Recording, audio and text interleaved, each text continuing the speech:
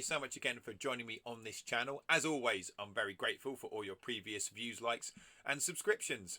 We're going to spend some time today exploring Judaism and one of the most fascinating stories, that of Abraham and Isaac.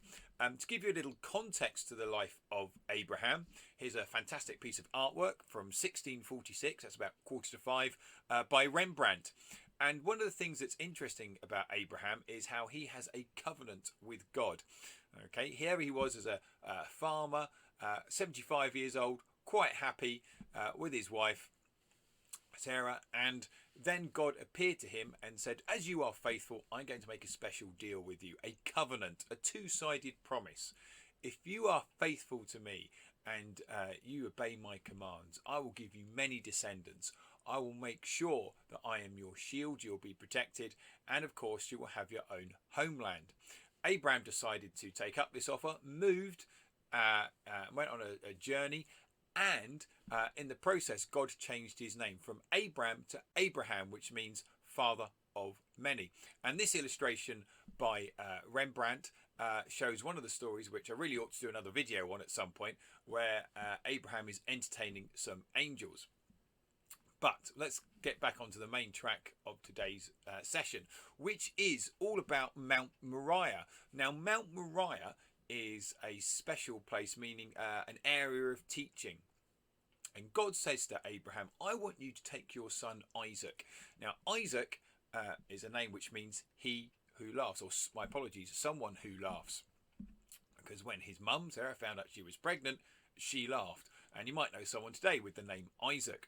And God says to Abraham, well, what you're going to do is this, please. You're going to take your son and you are going to take him and sacrifice him up a mountain in the Moriah region. Now, at this point, it's worth learning a little Jewish phrase called Akedah.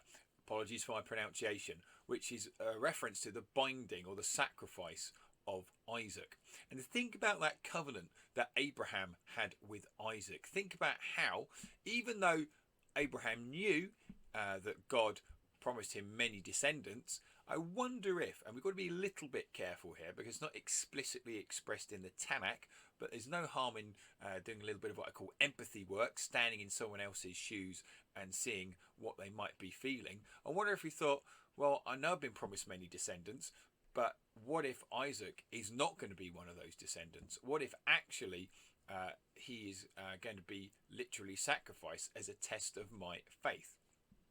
And that's quite an interesting idea. And often in religious traditions we see trials, ordeals and tests of faith. And as they're walking up the mountain, by the way, I should say this is a beautiful mural of the story of Abraham and Isaac from a 6th century synagogue in Jezreel. Isaac says, well, as they're walking up, here's the fire and the wood, but where is the lamb for offering? Asked Isaac.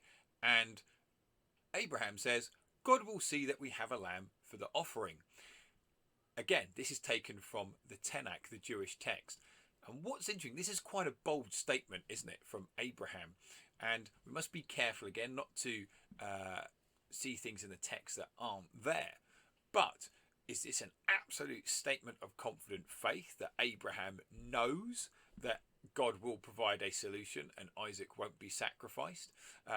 Is he perhaps trying to protect Isaac's feelings and saying, don't worry, it'll be fine. This little father-son trip is going to end in a happy way, honestly. But Isaac must have been wondering, well, what's going on here? I can't see any sacrificial animals. And in some of the images that we see online, there's Isaac actually carrying the wood himself, ready to be burned, as it were. Or, well, we've got to be careful, haven't we, about how we interpret these things. But it's really, really interesting, the human dynamics, the relationship between father and son, and how this might pan out. Now, as of course they're travelling up Mount Moriah, they reach the point of sacrifice. And what happens, according to the Tanakh, is that an angel appears just at the point where it's going to get a bit messy, and a goat or a ram is supplied for the sacrifice instead, much to Isaac's relief and probably as well to Abraham. But why all of this? Why go through all of this? Well, one explanation might be that it's a test of faith. Fairly simple and straightforward, but I think we can dig a little bit deeper. And I heard the former chief rabbi, Jonathan Sacks, who's a fantastic speaker. And if you do a little YouTube search, you'll find some wonderful videos of him. And he said that maybe, think of it a bit like this, that actually at that point in the ancient Middle East, many religions were involved in child sacrifice. And the message here from God is, in the Jewish faith, we don't do child sacrifice. We do not do human sacrifice. That is not what Judaism is all about. We are right in the early days of the Jewish faith here, okay, in the book of Genesis. And here we are, it's beginning to establish itself, and it's making a very clear statement. We are not involved in human sacrifice.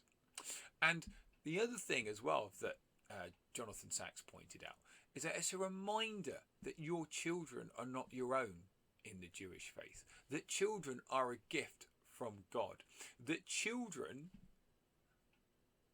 are there for you to take stewardship of, but fundamentally they are not your own.